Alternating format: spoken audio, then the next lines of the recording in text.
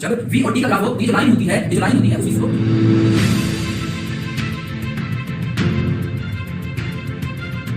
500 output.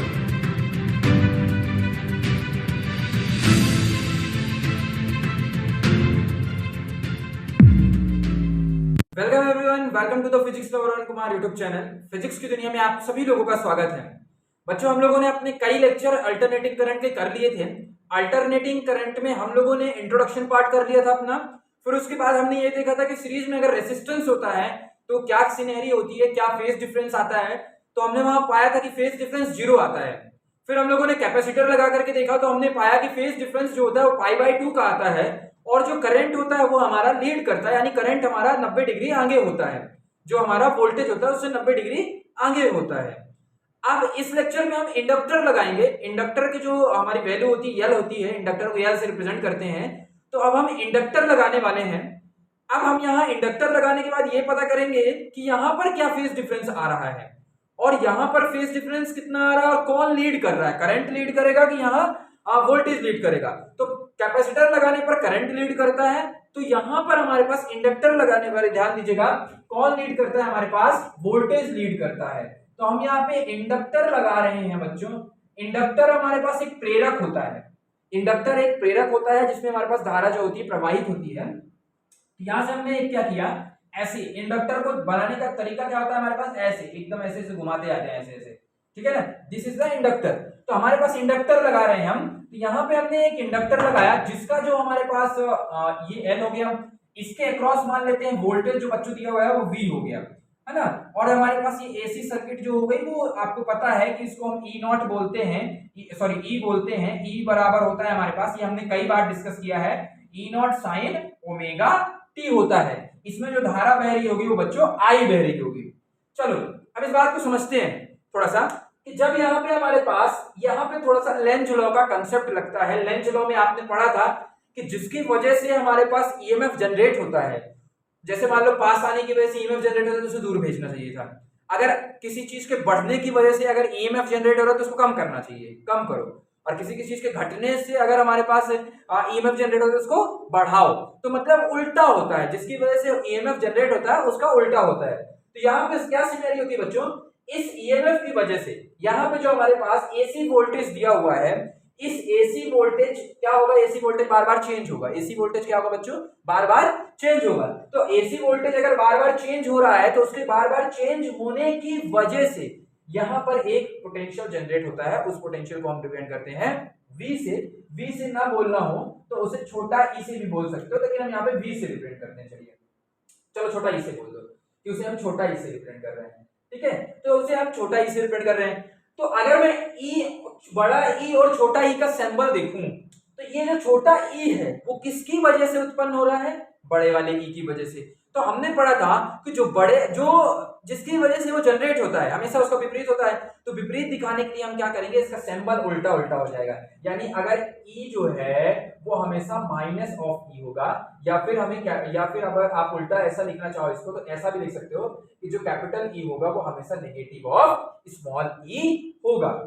जहां generally ये पाया गया, जनरली हमने पढ़ रखे हैं कि जो ई की वैल्यू होती है, जिसने नहीं पढ़ा उसने याद कर ले कि ई की जो वैल्यू होती है वो minus of L into D I by D T होती है। ये चीज आपको याद कर लेना है कि जो ई की वैल्यू होती है वो negative of L D I by D T होती है। ये डेरिवेशन करने से पहले आपको बता रहा हूं मैं, ई की वैल्यू क्या होती है बच्चों, negative of L D I by D T होती है। याद करो, ई की value negative of L D I by D T. तो जो हमारे पास बड़े वाले ई की वैल्यू होगी, तो बड़े वाले ई की वैल्यू क्या होगी, इसका नेगेटिव यानी माइनस ऑफ ई, यानी कि हो जाएगा minus of L into D I by D T. तो यहां से हमारे पास जो इस कैपिटल ई की वैल्यू आ गई वो कितनी आ गई, L D I by D T. यहां तक का लॉजिक समझ में आया कि नहीं आया आपको, ठीक है। ये जो ई क्यों इसका नेगेटिव होगा, क्योंकि इसकी वजह से, इसके चेंज होने की वजह से ये वाला ई जनरेट हो रहा है। और हमने लेंज लॉ में पढ़े थे कि जिसकी वजह से जनरेट होता है उसका हमेशा उल्टा काम करना है। जब मैग्नेट हमने पढ़ा था, मैग्नेट वाले चैप्टर में, मैग्नेट इधर से इधर आ रहा था तो हम क्या बोल रहे थे, ऐसा फोर्स लगाने की कोशिश कर रहे थे ताकि उधर साइड जाए, मैग्नेटिक फोर्स उधर साइड आए, ठीक है ना। तो उसी के कंसेप्ट पे हमने इसे बता दिया। तो हमारे पास ई बराबर कितना आ रहा है बच्चों, L into D I by D T. आप लोगों को सबको पता है कि हम करंट की वैल्यू निकालना चाहते हैं। करंट का हम क्या निकालना चाहते हैं, इक्वेशन निकालना चाहते हैं। जो करंट की इक्वेशन आएगी फिर हम इसको ईएमएफ की इक्वेशन से कंपेयर करके फेज डिफरेंस और फेजर डायग्राम बनाएंगे। तो करंट की इक्वेशन निकालना है, इससे हम निकालने की कोशिश करते हैं। चलिए आप बताते जाइएगा मुझे, मैं आपसे पूछता जाऊंगा। E बराबर क्या लिखा बच्चों हमने, E बराबर लिखा L into D I by D T. अब हमें निकालना क्या है, इस सवाल में हमें करंट की वैल्यू निकालना है। तो करंट वाली टर्म को एक साइड रहने दो, बाकी टर्म को दूसरे साइड भेज दो। तो ये L को हम क्या करेंगे, इसके नीचे भेज देते हैं। तो ये हमारे पास क्या जाएगा E बाय L, और ये हमारे पास d I by D t लिखा हुआ है। अच्छा, अब d I by D t, इससे तो कुछ काम बनेगा नहीं, तो इंटीग्रेशन करने के लिए हम डी टी को इधर भेज देंगे, तो ई by L into d T बन जाएगा, और इधर साइड हमारे पास डी आई बन जाएगा। कुछ याद आ रहा है, बायो सावर्ट में भी हमने यही किया था कि डी बी बराबर हमने लिख दिया था, फिर दोनों साइड इंटीग्रेट कर दिया तो ये बी बन गया था। उसी प्रकार हमने क्या किया, बी निकालने के लिए बी निकाल दिए। उसी प्रकार अगर डी आई निकालना है यानी करंट निकालना है यदि मुझे, तो करंट वाले टर्म को एक साइड, बाकी को दूसरे साइड भेज दिया हमने। तो ये हमारे पास सिनेरियो बन गई। अब मुझे क्या करना पड़ेगा, दोनों साइड क्या करना पड़ेगा, इंटीग्रेशन।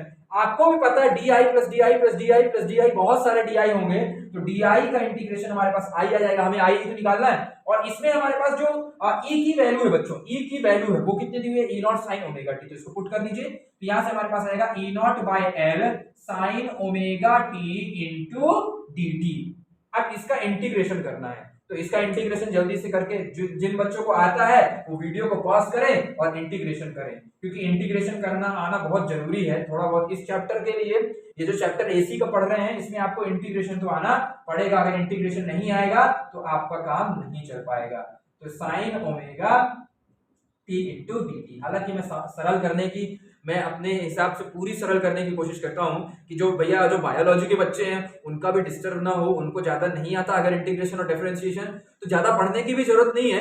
जितना बेसिक चीजें आपको पढ़ाई जाती है फिजिक्स के लिए, केवल उतना आप पढ़ लें, क्योंकि आपको फिजिक्स में सिर्फ इंटीग्रेशन काम आ रहा है, आपका मैथमेटिक्स तो है नहीं। बायो में कौन सा इंटीग्रेशन काम आता है, केमिस्ट्री में कौन सा इंटीग्रेशन, हिंदी इंग्लिश में कौन सा इंटीग्रेशन, आपको फिजिक्स में थोड़ा बहुत इंटीग्रेशन काम आते हैं, जो कि छोटे मोटे रूल होते हैं। आप थोड़ा सा जाएंगे तो आप स्टार्टिंग में 11th क्लास में आपको बेसिक फंडामेंटल ऑफ मैथमेटिक्स पढ़ाया गया था, उसका थोड़ा सा पार्ट आप देख लेंगे तो आपसे बनने लगेगा।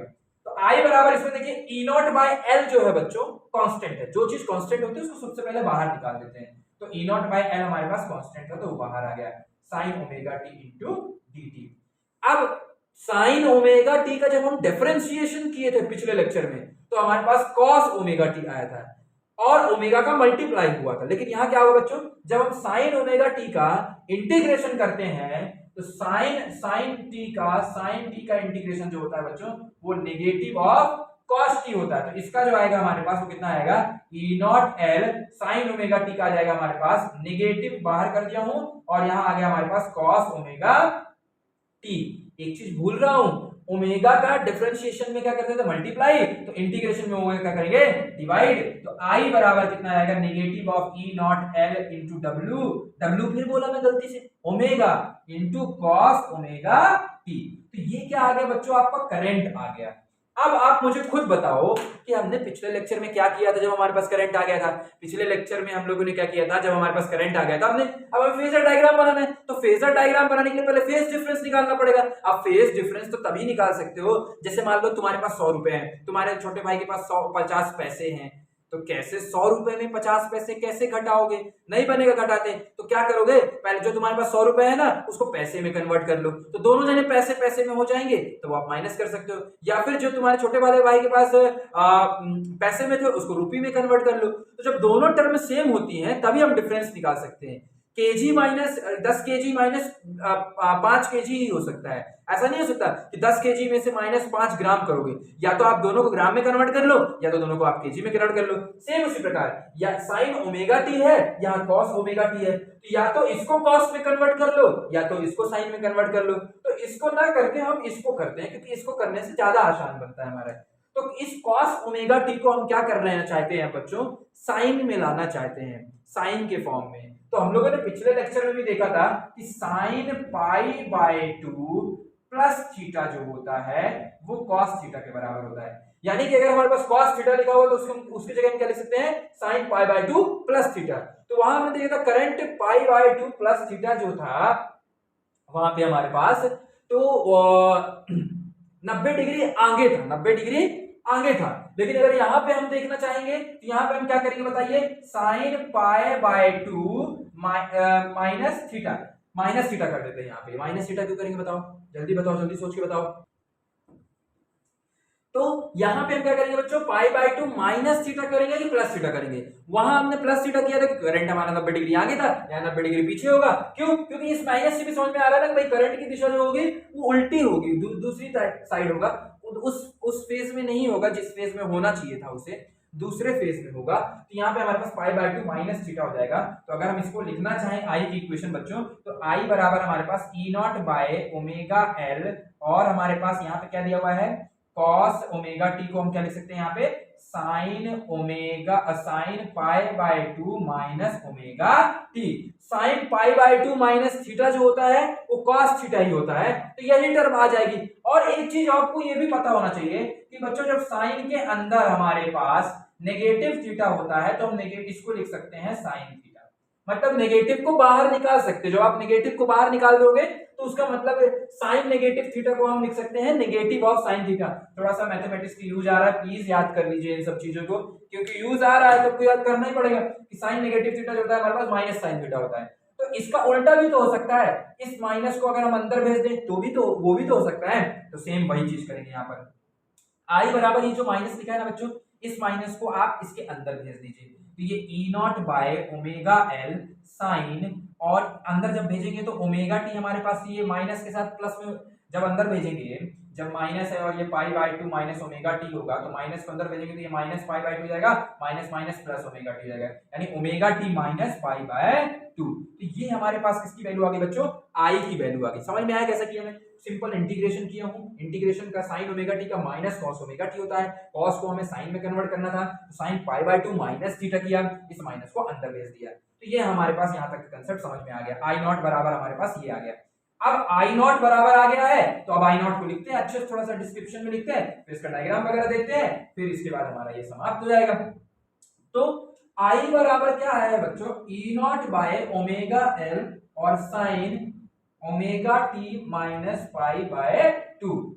और अगर ई की वैल्यू देखोगे तो ई नॉट साइन ओमेगा टी थी, तो अगर ये भी साइन के फॉर्म में है, ये भी साइन के फॉर्म में है, ये दोनों साइन के फॉर्म में है। अगर हम इसका फेज डिफरेंस निकालेंगे बच्चों, देखो अगर इसका हम फेज डिफरेंस निकालेंगे तो इसको इससे माइनस करोगे, omega t minus pi by 2 में से अगर मैं माइनस कर दूं ओमेगा टी, तो ओमेगा टी इससे ओमेगा टी समाप्त, यहां से हमारे पास minus pi by 2 phase difference आ रहा है, मतलब फेज अंतर कितना आ रहा है, माइनस पाई बाय 2। यानी कि हमारे पास वहां प्लस पाई बाय 2 आ रहा था, यानी करंट हमारा पाई बाय 2 डिग्री आगे था, लेकिन यहां करंट हमारा क्या है, पाई बाय 2 डिग्री पीछे है। समझ में आ गया, फेज डिफरेंस जब निकाल रहे हो तो आपको पता चल रहा है ना। देखो यहाँ माइनस माइनस कुछ नहीं होना चाहिए, क्योंकि यहाँ सिंपल ये टर्म होना चाहिए, इस माइनस को हमने अंदर भेज दिया तब ना हमारे पास ये टर्म आई है। तो फेज डिफरेंस यहाँ कितना आ रहा है, माइनस पाई बाय 2, तो फेज डिफरेंस यहाँ माइनस पाई बाय 2 आ रहा है, यानी हमारे पास करंट जो आ रहा है। लेकिन अगर आपसे पूछा जाएगा ना डिफरेंस है, तो आप उसे जो डिग्री में डिफरेंस आता है माइनस पाई बाय 2 तो सिंबल दिखाने के लिए, लेकिन अगर परीक्षा में आएगा लिखने के लिए तो आप माइनस पाई बाय 2 मत लिख देना बच्चों, 90 डिग्री ही लिखना, सीधे सीधे 90 डिग्री लिखना, माइनस 90 डिग्री मत लिख देना। क्या लिखोगे, 90 डिग्री ही लिखोगे फेज डिफरेंस। क्यों, ये माइनस तो दिखा रहा है कि भाई सिंबल किधर कितना है, मतलब आप चलो मैं इसको हटा ही दूं, नहीं तो फिर तुम लोग कंफ्यूज करोगे मुझे बार बार, तो जो बड़ा होगा उससे माइनस करो, यानी ओमेगा टी में से आप इसको माइनस करो, omega t minus pi by 2, तो आपका आंसर आएगा फेज डिफरेंस पाई बाय 2। वो जो माइनस पाई बाय 2 लिखा था वो समझने के लिए आपके कि भैया माइनस आ रहा है, नेगेटिव आ रहा है, जब इसको इससे माइनस कर रहे थे वो नेगेटिव में आ रहा है। हालांकि अगर फेज डिफरेंस परीक्षा में लिखने को बोलेगा तो आप 90 डिग्री ही लिखिएगा, कि दोनों के बीच में फेज डिफरेंस कितना होता है बच्चों, 90 डिग्री होता है। बट करंट वहां पर पीछे होता है 90 डिग्री, करंट लैग करता है, लीड नहीं करता। क्या करता है यहाँ पे, लैग करता है। करंट क्या करता है, लैग करता है। तो लीड कौन करता है हमारे पास, ईएमएफ जो होता है वो क्या करता है, लीड करता है। ईएमएफ यहाँ पे लीड करता है। देखो पाई बाय 2 माइनस में है, उधर क्या था हमारे पास pi by 2 plus omega t था, यहाँ omega t minus pi by 2 है, यानी हमारे पास करंट यहाँ लैग करता है। अब फेजर डायग्राम बनाते हैं। करंट पाई बाय 2 लैग करने का मतलब क्या है, करंट जो है पाई बाय 2 लेट स्टार्ट होता है। तो अगर हमारे पास इसका ग्राफ बनाएंगे तो ई का अगर हम ग्राफ बनाएंगे तो वो तो हमारा ऐसा बन जाएगा, यहाँ मैक्सिमम ई नॉट बन जाएगी। तो जैसे हमने पिछले लेक्चर में क्या कैपेसिटर वाले में क्या किया था, पाई बाय 2 पहले करंट को पहले स्टार्ट कर दिए थे, लेकिन अब हमारे पास करंट पाई बाय 2 बाद स्टार्ट होगा, यानी करंट हमारा यहां से स्टार्ट होगा, करंट हमारा यहां से स्टार्ट होगा, समझ गए ना। करंट हमारा और ऊपर ज्यादा नहीं, हाँ ठीक है। तो करंट हमारा क्या होगा, पाई बाय 2 लेट स्टार्ट हुआ, यहां से ना स्टार्ट होने की वजह से करंट हमारा यहां से स्टार्ट हुआ, ये हमारा करंट हो गया। करंट हमारा क्या हुआ है, लेट स्टार्ट हो रहा है, पाई बाय 2 लेट स्टार्ट होगा, तो ये हमारा हो गया। अगर हम फेजर डायग्राम बच्चों बनाएंगे तो अगर हम इसको ओमेगा टी बोलते हैं, या आप लोगों को थोड़ा सा मैं फास्ट इसलिए कर रहा हूं क्योंकि हम इसको कई बार डिस्कस कर चुके हैं। तो अगर हमारे पास ये इधर ई नॉट है तो ओमेगा टी, पिछले लेक्चर में हमने कैपेसिटर वाले में क्या किया था, हमारे पास omega t pi by 2 plus किया था, लेकिन यहाँ पे हम पाई बाय 2 क्या करेंगे, माइनस करेंगे, तो पाई बाय 2 हमारे पास क्या आ जाएगा, पीछे आ जाएगा, तो हमारे पास क्या आ जाएगा, ई नॉट, और इसके बीच में एंगल जो रहेगा बच्चों वो 90 डिग्री होगा, और यहाँ पे हमारे पास आई नॉट आ जाएगा, यानी आई नॉट जो है वो ई नॉट से पीछे साइड है, आई नॉट जो है वो ई नॉट से पीछे साइड है, पाई बाय 2 एंगल पीछे साइड है। तो ये हमारा क्या हो गया, इंडक्टर वाला हो गई सारी चीजें। अच्छा, इंडक्टर की ये डायग्राम बना लिया आपने। अब एक चीज और बता दूं आपको, फिर मैं आपको जर्नलाइज करके बता दूंगा कि जर्नल अगर आपसे पूछा जाएगा तो आपको उसको कैसे लिखेंगे। तो आई बराबर आपके पास बच्चों क्या आया है, E naught by omega L sine omega t minus pi by 2। हमने जब रेसिस्टेंस वाला पढ़ा था तो हमने ई नॉट बाय आर आया था, तो उसको हमने सॉरी ई नॉट जो हमारे पास ये वाले टर्म थी, इस टर्म से हमने वहां रेसिस्टेंस निकाला था। कैपेसिटेंस वाले में हमने क्या निकाला था, कैपेसिटिव रिएक्टेंस निकाला था, एक्ससी निकाला था। यहाँ क्या निकालेंगे, एक्सएल, इसे बोलते हैं इंडक्टिव रिएक्टेंस। क्या बोलते हैं, इंडक्टिव रिएक्टेंस, इंडक्टिव रिएक्टेंस। यहाँ इंडक्टिव रिएक्टेंस निकालेंगे यानी एक्सएल निकालेंगे। तो एक्सएल कैसे निकालेंगे, देखिए सिंपल सा सम फंडा है, V बराबर आई आर। आप सोचो, अरे गधो, इसको पहले गधे हो तुम लोग एक नंबर के, भैया इसको आई नॉट करो ना, ये आई नॉट के बराबर होगा ना, तो इसको इक्वेशन कैसे लिखो, आई बराबर I naught sine omega t minus pi by 2। अब ये आई नॉट जो है वो ये है, यानी आई नॉट की वैल्यू जो है वो कितनी दी हुई है, E naught by omega L दिया हुआ है, और हमें क्या निकालना है, एक्सएल निकालना है। एक्सएल मतलब क्या होता है, इंडक्टिव रिएक्टेंस। तो हम किसका इस्तेमाल करके निकालें, तो ओम्स लॉ के नियम के अनुसार ही, हालांकि ओम्स लॉ नहीं लगा, ओम्स लॉ हम समझने की कोशिश कर रहे हैं कि भैया ओम्स लॉ अगर होता तो उसमें हमारे पास क्या आता है, V बराबर आई आर आता, आर निकालने के लिए हम V बाय आई कर देते, लेकिन यहाँ पे अगर हम बात करें तो V बराबर आई एक्स एल है। एक्सएल मतलब कि इंडक्टिव रिएक्टेंस, तो एक्सएल की वैल्यू क्या है, V बाय आई, यानी एक्सएल निकालने के लिए मुझे V बाय आई करना पड़ेगा। तो इसमें देखो V क्या है, ई नॉट है, V is the E not, और V बाय आई करना पड़ेगा, तो आई नॉट को इधर भेजना पड़ेगा, ओमेगा एल को इधर भेजना पड़ेगा। तो इससे अगर मैं डिराइव करना चाहूंगा तो ओमेगा एल बराबर ई नॉट बाय आई नॉट, कुछ नहीं किया हूं मैं, यहाँ पे आई नॉट को नीचे भेज दिया हूं, ओमेगा एल को यहाँ भेज दिया हूं, तो ई नॉट बाय आई नॉट जो हो जाएगा, ई नॉट बाय आई नॉट हो जाएगा हमारे पास एक्सएल के बराबर। तो एक्सएल की जो वैल्यू आ गई बच्चों वो कितनी आ गई, ओमेगा एल। तो एक्सएल की वैल्यू भी याद रखना है आपको, ओमेगा एल होती है, ये बहुत अच्छे से याद रखना। और एक्ससी की वैल्यू कितनी आई थी आपके पास, एक्ससी की वैल्यू 1 अपॉन ओमेगा सी, और एक्सएल की वैल्यू कितनी आई है, ओमेगा एल आई है। ठीक है, चलो अब हम इसको जनरलाइज कर लेते हैं कि अभी तक हम लोगों ने जो 3 लेक्चर में पढ़ा वो क्या पढ़ा है, कितना आपको याद होना चाहिए, कितना आपको याद है, वो सब चीजें हम देख लेते हैं फटाफट। एक ही डायग्राम में हम पूरी चीजें देख लेंगे। आपको 2 तरीके से डायग्राम बना के दिखाऊंगा मैं आपको। जैसे हमारे पास मान लीजिए फॉर एग्जांपल एक हमारे पास ये ऐसा हो गया, ये हो गया, अगर हमने यहाँ पे ओमेगा टी यहाँ इस वाली लाइन में माना, बोला कि ओमेगा टी इधर साइड है, ये है ओमेगा टी, तो ये क्या हो जाएगा, ई नॉट हो जाएगा। ठीक है, ई नॉट हो जाएगा। अगर हम इधर साइड आई नॉट कर रहे हैं, इधर ही साइड आई नॉट कर रहे हैं, तो ये किसकी कंडीशन है, ई नॉट और आई नॉट फेज डिफरेंस जो है हमारे पास, डेल्टा फाई जो होगा वो 0 कब होगा, ये हमारे पास किसकी कंडीशन हो गई, रेसिस्टेंस बस की। किसकी कंडीशन हो गई बच्चों, रेसिस्टेंस। जब हमारे पास प्रतिरोधक होता है तब ऐसी स्थिति आती है कि ई नॉट और आई नॉट दोनों क्या होते हैं, सेम डायरेक्शन में होते हैं। अगर हमारे पास ये 90 डिग्री आगे है, 90 डिग्री आगे है, तो किसमें 90 डिग्री आगे होता है हमारे पास करंट, कैपेसिटेंस वाले में, यानी एक्ससी वाले में। एक्ससी जब आता है ना, तो यानी हमारे पास जो आई नॉट ये वाली करंट आई है वो काहे की आई है, एक्ससी जब होगा, है ना, यानी कैपेसिटेंस जब होगा। क्या होगा बच्चों, कैपेसिटेंस जब होगा। और 90 डिग्री पीछे साइड कब होगा बताओ? 90 डिग्री पीछे कब होगा? जब हमारे पास क्या होगा? जल्दी बोलो जल्दी बोलो। 90 डिग्री पीछे कब होगा? जब हमारे पास क्या होगा? यहाँ एक्सएल वाला होगा। ये आई नॉट किसका है? एक्सएल वाले का है। तो ये आपको याद रखना है, ऐसा फेज डिफरेंस याद रखना है कि जब हमारे पास रेसिस्टेंस आता है तो दोनों की दिशा सेम होती है।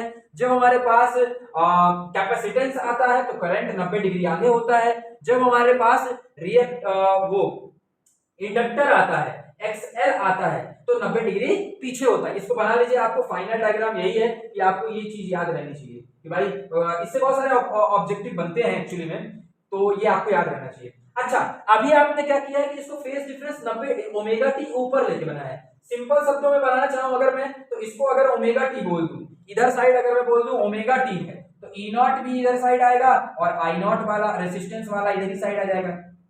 बोलो ना, यही तो डायग्राम है। फिर अगर मैं 90 डिग्री ऊपर जाऊंगा, 90 डिग्री ऊपर जाऊंगा, तो इधर हमारे पास क्या आएगा? आई नॉट आएगा, किसका? एक्ससी का आ जाएगा। और इधर साइड 90 डिग्री किसका आ जाएगा? आई नॉट वाला। इधर साइड किसका? आई नॉट आएगा, एक्सएल का आएगा। किसका बच्चों? एक्सएल वाले का आ जाएगा। ठीक है ना, एक्सएल वाले का आई नॉट आ जाएगा। तो करंट, तो इस तरह से भी इसको सिंपल शब्दों में अगर इसको अगर हम जनरलाइज कर दें कि वह शॉर्ट फॉर्म में बता दो आप कैसे, जैसे है, तो ये सेम चीज वही है। तो बस कुछ नहीं किया, ये वाली जो लाइन थी ना बच्चों, ये वाली लाइन देखो, ये वही है ना, है एक लाइन, दो लाइन, और ये वाली हो गई हमारे पास तीसरी लाइन। ये देखो 3 लाइन, यहाँ पर भी वही 3 लाइन बना दिया, ऐसे बना दिया। बस कुछ नहीं किया हूं, ये जो वेक्टर था ना, इस वेक्टर को बोल दिया इधर साइड, ये वेक्टर इधर साइड। तो रेसिस्टेंस में दोनों देखो सेम डायरेक्शन में है। और फिर जब हमारे पास कैपेसिटेंस आ रहा है, तो ये इन दोनों की कैपेसिटेंस आ रहा है जब, तो इन दोनों के बीच में एंगल कितना हो गया? 90 डिग्री। और कौन जीत रहा है? लीड कौन कर रहा है हमारे पास? करंट लीड कर रहा है। यहाँ पे हमारे पास कौन लैग कर रहा है? करंट क्या कर रहा है? 90 डिग्री लैग कर रहा है। तो आगे आने वाले लेक्चर में जब मैं एलसीआर आपको करवाऊंगा तो इस तरह का डायग्राम बनाऊंगा, तो वहां कंफ्यूज मत हो जाएगा। यही डायग्राम को हमने इस तरह से भी बना सकते हैं। एक चीज और हमने देखा था, एक्सएल बराबर क्या देखा हमने? Omega L. एक्सी बराबर हमने क्या देखा? 1/ओमेगा सी। तो यहां तक का आई थिंक आपको लेक्चर समझ में आ गया होगा। बहुत ही इंपॉर्टेंट लेक्चर थे। अब जो नेक्स्ट लेक्चर आने वाले हैं उनको आप अच्छे से करिएगा। थैंक यू एवरीवन, मिलते हैं नेक्स्ट लेक्चर में। तब तक के लिए आप पढ़ते रहें और आगे बढ़ते रहें। Best of luck.